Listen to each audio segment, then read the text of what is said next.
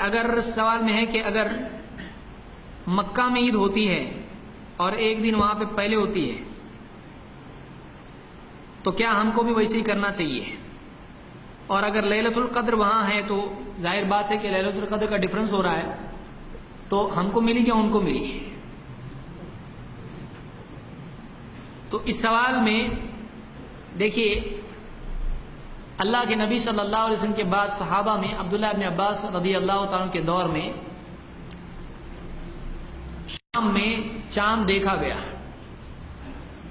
اور وہ جمعہ کی رات کو دیکھا گیا، اور وہاں سے قریب یہاں آئے، جب مدینہ میں آئے تو مدینہ میں ابن عباس سے جب بات ہوئی تو معلوم ہوا کہ مدینہ میں سنیچر کو چاند دکھائی دیا ہے، یعنی مدینہ ایک دن پیچھے چل رہا ہے۔ ابن عباس نے ویریفائی کیا کہ واقعی کیا چاند دکھائی دیا؟ تم نے دیکھا؟ ہاں کہا میں نے دیکھا، لوگوں نے دیکھا، معاویہ رضی اللہ عنہ نے روزہ یعنی چاند دیکھا، روزہ رکھا اس کے مطابق۔ تو قریب نے کہا کہ کیا آپ کے لیے، ابن عباس نے کہا کہ وَلَكِنَّ رَأَيْنَاهُ لَيْلَةَ السَّبْتِ، لیکن ہم نے چاند دیکھا، وہ کیا دیکھا، کب دیکھا؟ سنیچر کی رات کو دیکھا ہے۔ اور کہا فَلَا نَزَالُ نَصُومُ حَتَّى نُكْمِلَ 30 أَوْ نَرَاهُ، کہا کہ ہم تو روزہ رکھتے چلے جائیں گے یہاں تک کہ ہم 30 دن پورے کر لیں یا اس سے پہلے ہم کو ہلال دکھائی دے۔ تو ایک دن پیچھے چلنے کے باوجود بھی ابن عباس نے کہا کہ ہم 30 دن پورا کریں گے، یا چاند اس سے پہلے دکھتا ہے تو ہم چاند کے مطابق عید منائیں گے۔ راوی نے کہا وَلَا تَكْتَفِي بِرُؤْيَةِ مُعَاوِيَةَ وَصِيَامِهِ، کیا آپ کو حضرت معاویہ کے چاند دیکھنے اور روزہ رکھنے اتنا کافی نہیں ہے، یہ خبر کافی نہیں ہے؟ کہا لا هَكَذَا أَمَرَنَا رسول اللہ صلی اللہ علیہ وسلم، نہیں، ایسا ہی حکم اللہ کے رسول صلی اللہ علیہ وسلم نے دیا ہے۔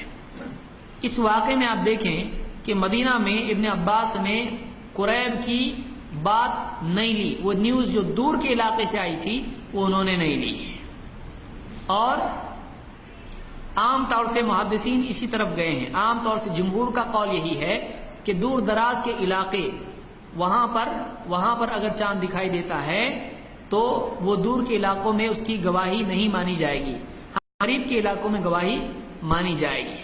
علماء نے اندازاً بتایا یہاں پر کہ یہ یعنی تحقیق یہی ہے کہ مختلف علاقوں میں مطالع بدل جانے سے رؤیت میں فرق ہوتا ہے۔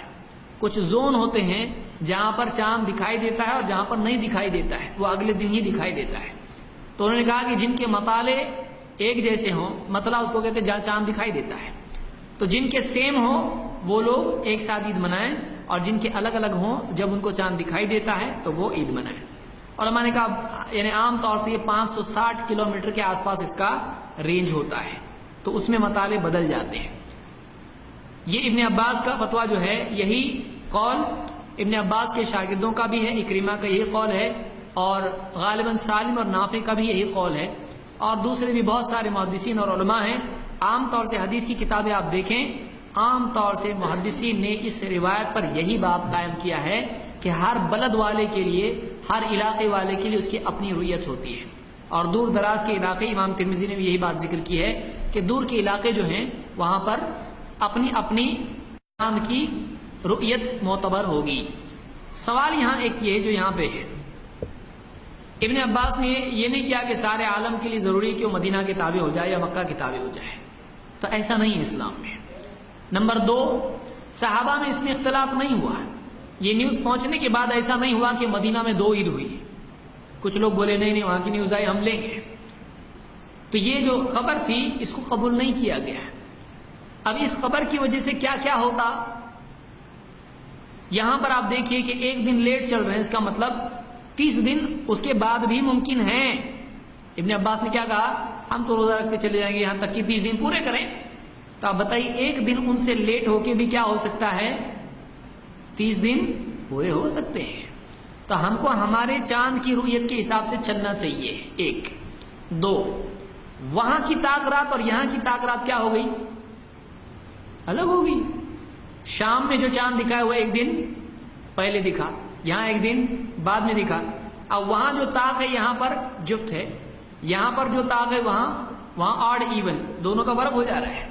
ابن عباس نے کہا ایک کام کرو، ان کو پہلے دکھا ہے تو تم کیا کرو، تم جفت کو طاق بنا لو اپنی. کہا ابن عباس نے ایسا نہیں، انہوں نے اپنے معمول کو باقی رکھا ہے. کوئی آدمی بولے گا دنیا میں تو ایک ہی لیلۃ القدر ہوگی نا، ہم کہیں گے دیکھیے کہ جب لیل رات ہوگی دنیا کے ایک حصے میں، دنیا کے دوسرے حصے میں کیا ہوگی، رات ہوگی، دن ہوگا. تو وہاں لیلۃ القدر ہے کہ نہیں ہے؟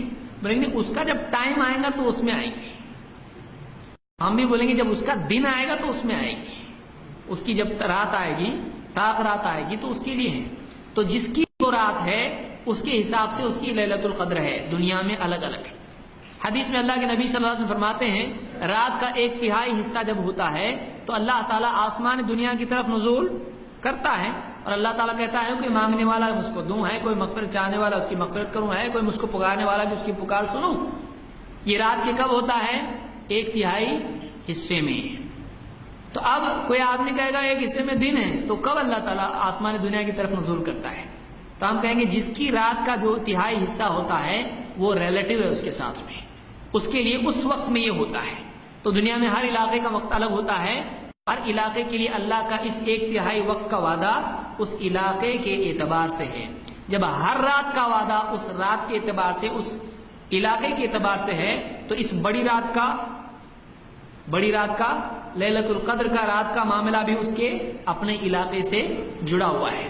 تو اس کو یاد رکھیں. بہت سارے لوگ سمجھتے ہیں کہ وہاں تو عید ہو رہی ہے اور ہم لوگ یہاں روزہ رکھے ہوئے تو کام ہے، تو ایسا سوچنا غلط ہے.